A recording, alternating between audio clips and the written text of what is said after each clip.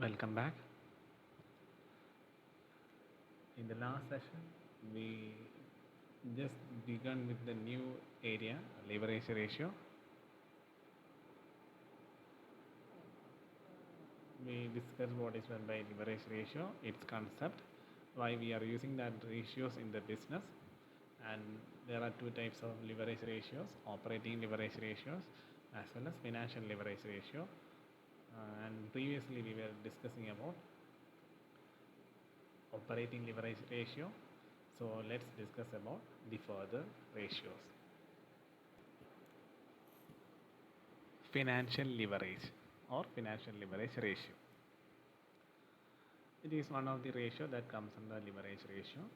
The main purpose of this leverage ratio is to uplift or raise the profitability of the concern. And how it's going to raise the profitability of it? Mainly on the basis of making necessary changes in the capital structure so that the profitability of the organization can be increased.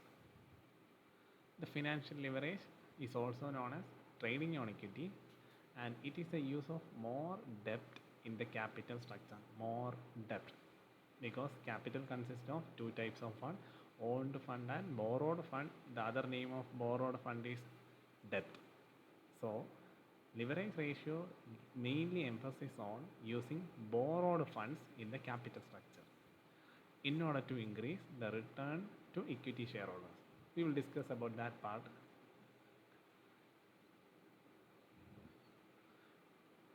Debt is considered as a cheap source of fund, and use of debt will maximize return of equity shareholders.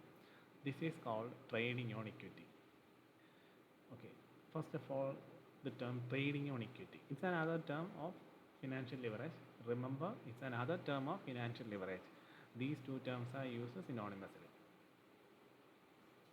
And before we go into that, we know that capital is the main pillar of every business. For capital, the organization follow or you depend upon different sources to raise capital. And we know that the sources can be mainly classified into two categories: owned funds as well as borrowed funds. And which fund has to be given more importance? You may think owned fund we can depend upon owned fund because it is less risk, or it has a lower risk pattern or risk rate, like that. But the real business, or as per the real concept, or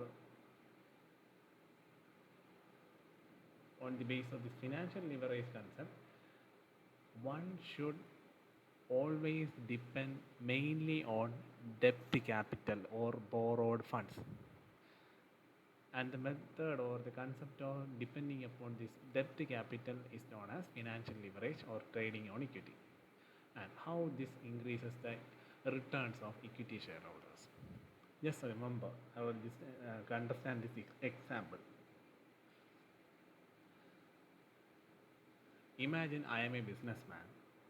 I borrowed 1 lakh rupees some outsiders, and I have to return back 1 lakh and its interest for acquiring that money. Let it be 10% interest. So my cost of that borrowing is 10%. Okay, I'm not going further into the amount part like that. So now we have the condition that I am a businessman. I borrowed some money, 1 lakh rupees. I have to return him 10% interest. Okay, so my cost of that borrowing was 10%. And if I utilize that 1 lakh rupees for some effectively, if I am using effectively investing that amount in some highly profitable ventures. For example, if I am investing that amount in share market, and if I get a return of 30%, remember, I am investing that same 1 lakh in share market, and I was lucky enough to earn a return of 30%. Remember, I used this 1 lakh for earning 30%, and this 1 lakh is actually the sum or money of someone else. For him, I have to pay only 10%. So even after paying the interest on the same amount, I will have a return of 20 percentage without touching any single money of my own. That is the concept of training only. And why we are giving emphasis on this pattern of business. Remember, while computing tax, if we are laying more on debt capital, we have to pay interest. And this interest on this debt capital are subjected to tax deductions. So if I depend mainly on debt capital, my tax deductions will be higher. That is another benefit of training on equity. So why we are doing all this? Because ultimately the returns is mainly for the equity shareholders. That is, equity shareholders will earn more returns. That is why it is known as trading on equity. So actually we are doing all these activities so as to increase the returns of equity shareholders. That is the concept of trading on equity. Remember this concept, it is very important. As a commerce learner, you have to be aware about what is meant by trading on equity, or otherwise known as financial leverage. And that is the concept of trading on equity, and how we are going to measure the organization's financial leverage. The equation for finding financial leverage is operating profit divided by profit before tax. So finding out the financial leverage, you need operating profit as well as profit before tax. Usually in the question, these two items may not be given directly. You need to prepare that income statement which we have dealt in the previous class. Only on the basis of that ratio we can compute this financial leverage as well as operating leverage. So if the organization is earning higher ratio, that means organization is suffering more risk. More risk means more returns. There is a direct relationship between more risk and returns. And lower ratio means the organization will have considerably lower risk or moderate risk. And another term, another meaning of this ratio means if the organization has higher ratio means the organization is mainly depending mostly on borrowed funds. That's why they are suffering more risk. More risk means they will having more returns. And so before going into next type of leverage, let's discuss in detail the financial leverage. So we have discussed now financial leverage is as the concept or the ability of the firms in using its capital structure so as to earn better returns and to reduce taxes. The capital structure mainly consists of these borrowed funds and owned funds. That's why we are saying capital structure. Considerable changes in capital structure means depending more on debt capital rather than owned funds. So it mainly depends upon capital structure of the firm. Financial leverage measures the financial risk of a business, whereas operating leverage measures operating risk of the business. Depends upon the terms. Financial leverage can be calculated by dividing operating profit divided by profit before tax. And regarding higher ratio and lower ratio, just remember the concept. So as a businessman, which ratio has to be given more importance? That depends upon the nature of the business. Anyway, the organizations want to earn maximum return, they may depend or rely more on higher ratio. Higher ratio means relying more on borrowed funds. Okay, these are the two ratios that actually comes under leverage ratio. But in addition to these two ratios, there is an extra one more ratio that is known as total leverage ratio or combined leverage. As the term suggests, combined leverage is actually combining both operating leverage as well as financial leverage. So combined leverage is the product of operating leverage and financial leverage. It is a measure of total risk. Total risk means business risk as well as financial risk. Business risk means operating risk, that comes under operating leverage, and financial risk means that part comes under financial leverage. Equation for finding combined leverage is simple: operating leverage plus financial leverage. So whenever you are asked to find combined leverage, other term of combined leverage is contributed leverage. Just remember all these terms. So whenever you are asked to find contributed leverage or combined leverage or total leverage, it's better to multiply operating leverage as well as financial leverage, you will get the answer for the contributed leverage or combined leverage. There is another equation for finding contributed leverage, and the equation is, we've said that contributed leverage is the product of operating leverage as well as financial leverage.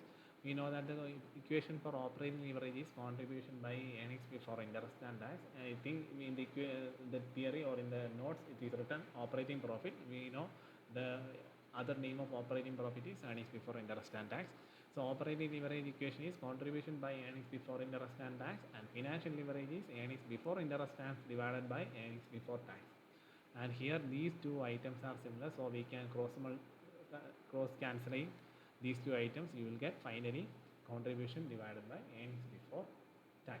So whenever you are asked to find the equation, just remember these two equations. It's quite simple, just familiarize these equations.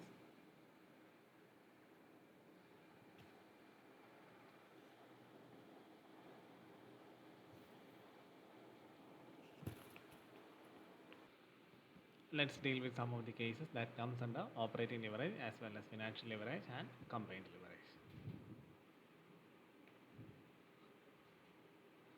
Next question. From following information relating to a company, calculate operating leverage, financial leverage and combined leverage. In the question, it's given details: net sales 20 lakhs, variable cost ratio 60%. See, here it is just given 60% means 60% of net sales. They will not be giving any further information regarding 60% of what. It is implied that when a variable cost ratio 60% given, it means it represents 60% of sales. And fixed operating cost 4 lakh, interest on debentures 1,50,000, and finally corporate tax is 40%. Here it's so amount, there is no details regarding amount, just rate is given. I know this part, how you are going to deal with this one.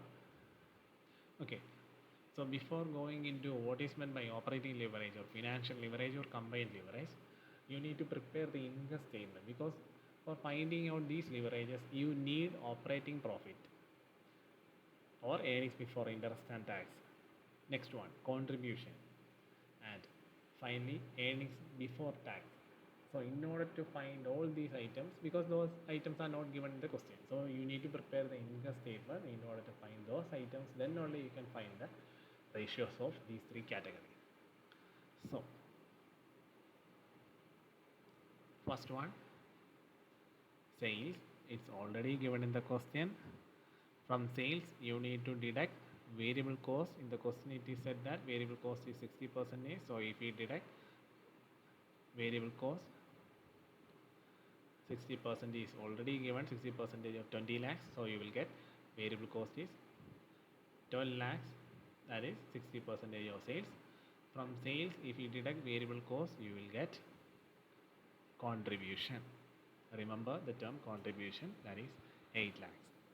From contribution, you need to deduct operating expenses. See, here it is given operating expenses 4 lakh.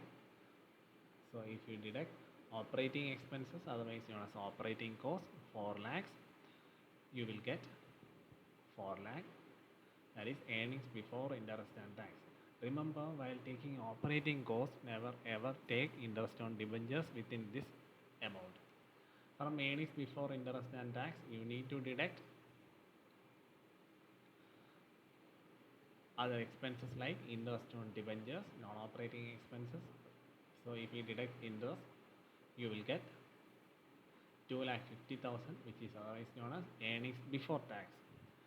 And for computation of leverage ratio, actually you need to prepare until this point.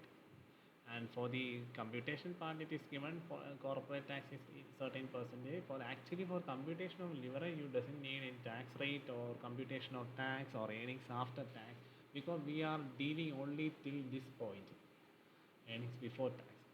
But for the time being, I am just deducting the tax percentage, but it doesn't have any effect on leverage ratios. So from that, if you deduct corporate tax, here it is 40% given, you need to adjust that 40% with this earnings before tax. So you will get 1 lakh rupees Finally, earnings after tax is 1,50,000. And in the question you are asked to find three ratios. First one, operating leverage, that is contribution divided by earnings before interest and tax. We already computed contribution rupees 8 lakhs divided by earnings before interest and tax, it is 4 lakh. So 8 by 4 you will get 2. Second, financial leverage, the equation is earnings before interest and tax divided by EBT. Here earnings before interest and tax is 4 lakh and EBT is rupees 2,50,000. Just substitute these two, you will get 1.6 times. And finally, combined leverage is quite simple. Operating leverage into financial leverage, 2 into 1.6, 3.2 times.